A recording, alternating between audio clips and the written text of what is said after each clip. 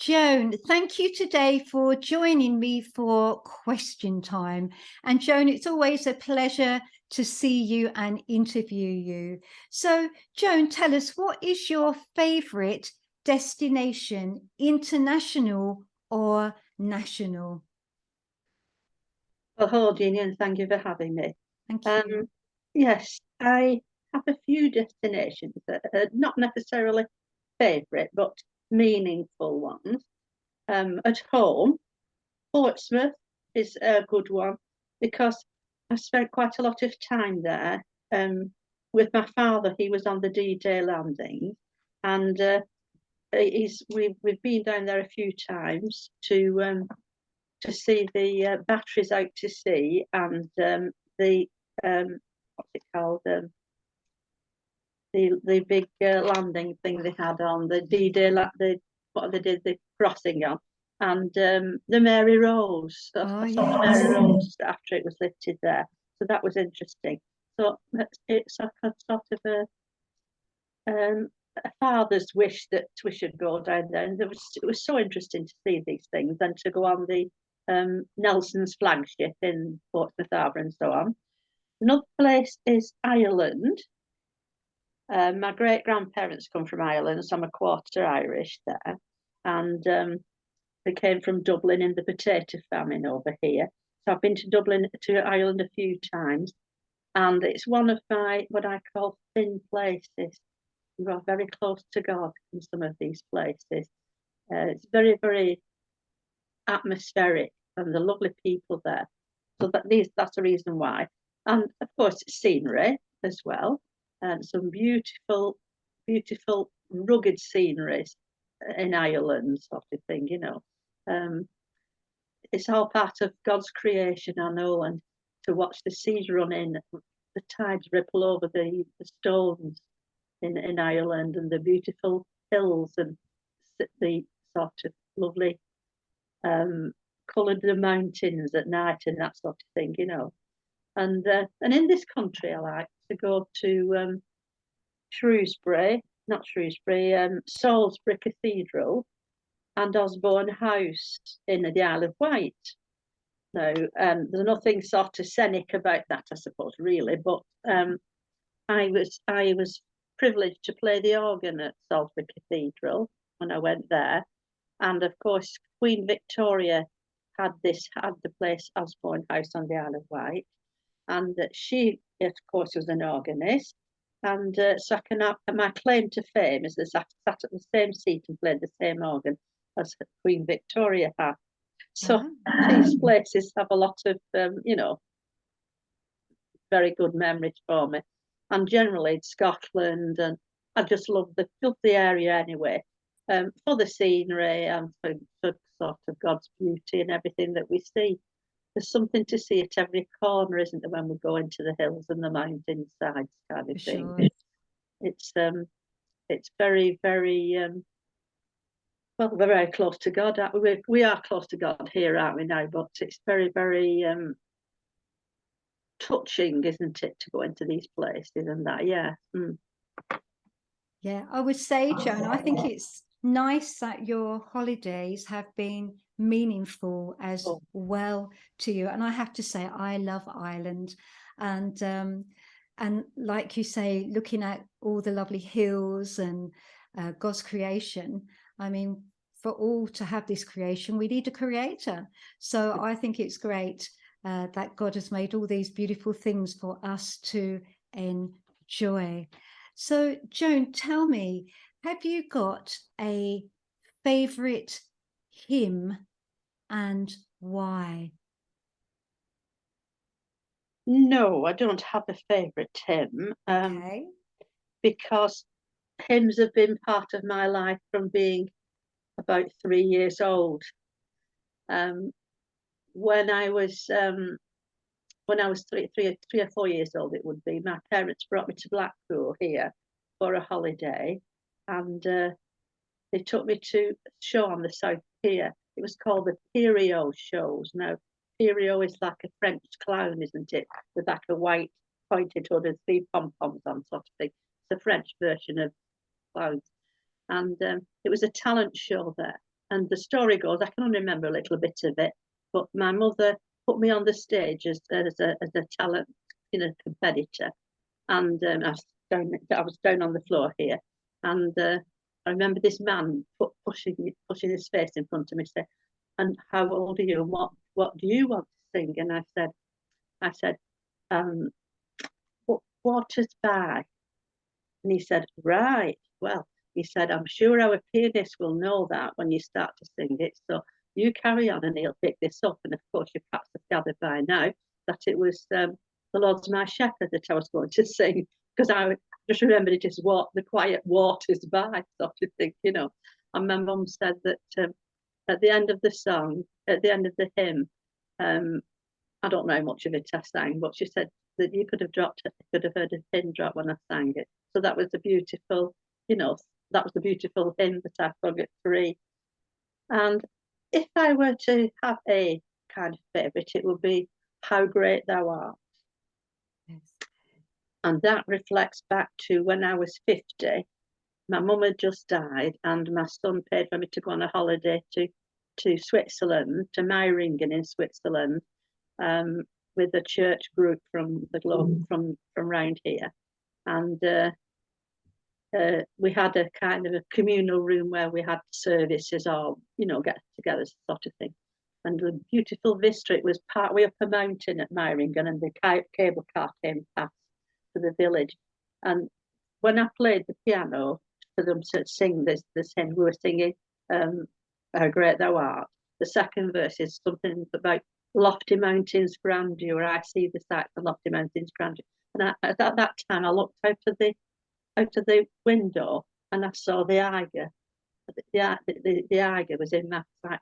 And every time it's playing out a funeral or at church, and I always turn to the right. I might be looking at a blank wall, but I always see this Eiger, this beautiful mountain grandeur kind of thing again, So there again, God comes into it, doesn't he? This kind of thing, yeah. Yeah, he certainly. My favourite hymn now is My Goodness of God, because in the chorus it says, "All my life you have been faithful, all my life you have been so, so good. With every breath I am able, I will sing of the goodness of God." So if there were favourite hymns, those would be their kind of thing, and those are reasons for them, sort of thing. But I just love all sorts of. I just think that whatever we sing, we delight in, we worship in God every moment. It's a just constant worship, isn't it, to God? Yeah. It is, Joan. I would totally agree with you. I'm getting some feedback here. I'm not sure where it's all coming from. But anyway, we'll keep going on. Yeah, I agree. It's great that the words that you just read there, it's lovely when you find hymns like that. They are so meaningful and have so much depth, don't they? So Joan, that leaves me really, how did you come to faith? How did you come to know the Lord for yourself? I've always had some sort of appreciation, but I think the most defining moment may have been in March 1987. Is the sound all right now? That's great. Thank you, Joan, very much. If it was any date in my mind, it would be March 1987. Just after my husband had died, and I was in a sort of deep grief. We were both young at the time when he died, and I was undergoing counselling at the time at church near the thing, and I live on the coast here. And one day after a counselling session, I thought, I'll just go for a walk on the beach, on the promenade. So I went on it. It'd be in March. The sun was rising in the east, of course, and shining out to sea, and the tide was just a little bit away from the wall, and there were lots of birds picking on the edge of the thing. And I was just staring out to sea. It was quite dark, and it was like I was looking through a pair of binoculars out to sea like this. Mm. And then suddenly I was just, and then it just all opened up like this. And the scales fell from my eyes, is the only way I can put it like this.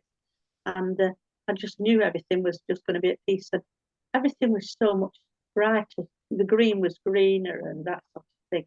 And I knew definitely then that was the time that I knew that, you know, God was in my life, kind of thing, you know.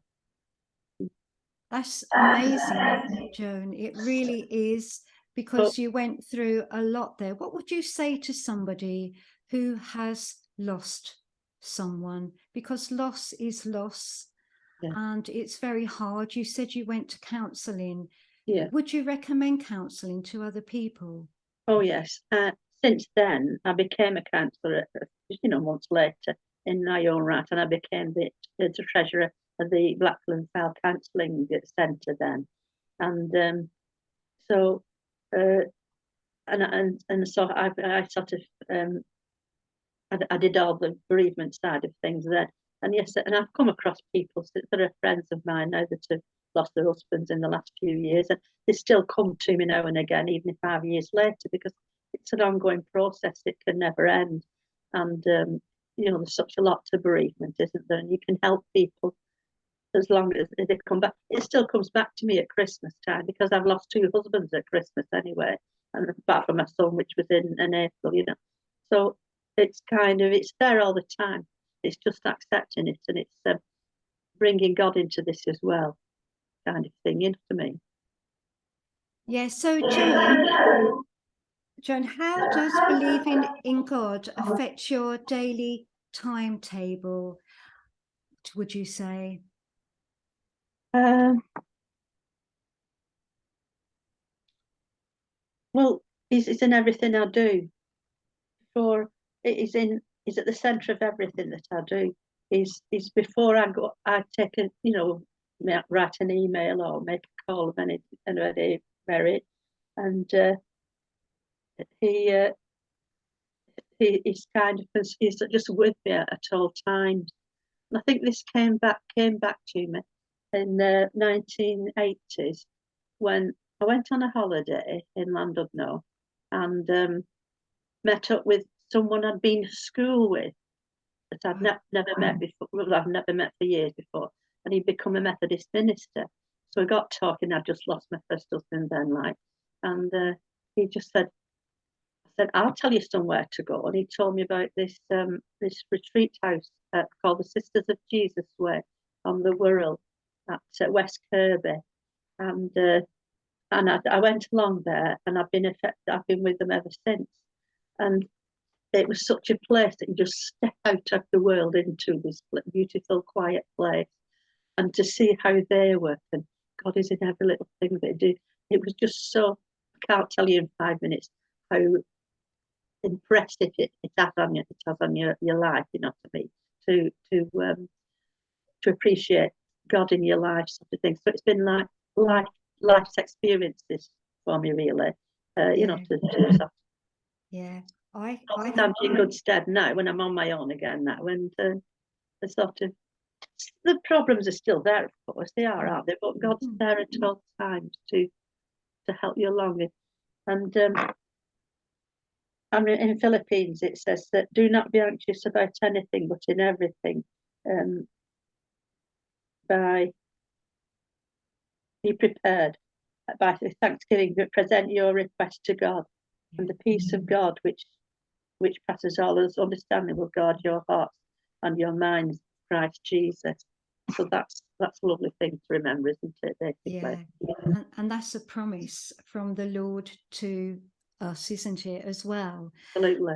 And I think you are a wise lady, because you said that you give everything over to the Lord during your day, and that is the best way to start, because we don't know what's going to come during our day. We don't know what chaos is going to come into our lives, or so I think that is very wise what you just said there, Joan, and I think we all need to take a leaf out of your book there for sure. So I would like to know, Joan, do you have a favorite book in the Bible, and why is it your favorite book?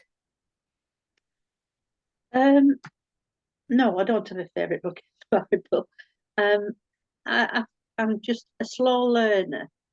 And people, I mean, from Genesis, for ordinary people, which I read, of course, and that was an eye-opener, sort of the ins and outs of Genesis from that sort of thing. I like the way that books connect with each other. For instance, I just have one instance here. There's Job said, if they obey and serve him, they shall spend their days in prosperity. That's Job 36. John added, whatever we ask, we receive from him, because we keep his commandments and do those things that are pleasing in his sight. So it connects up with that, doesn't it? And I like connecting that was, the second one was 1 John, not John. Right. Well, connecting things up like, and of course Paul does a lot of that, doesn't he, when he's kind of quoting the Old Testament, and then it comes into, one is the prophecy and one is the sort of the outcome, isn't it, of it, sort of thing like this. So a Revelation, 5 years ago I took an intense course and did the first 11 chapters of Revelation with a professor, and I've got sort of typed versions of it, and we sat like this with real enthusiasm listening to all this, as it became real to us, looking at the third shadow of us in the room, just looking at the reality of what they were saying there. It's exciting to look at it, but I'm not very good at remembering quotes and that sort of thing, and it says in so and so what. I can't do that. I'm too old anyway. Joan, I think that is lovely what you've told us today, and you have given us some lovely food for thought there. There's been some lovely things that you've shared with us, and experiences that you've had, and ups and downs. It's a lovely, honest interview. So thank you for joining me for question time today, Joan. God bless you. Thank you. Thank you.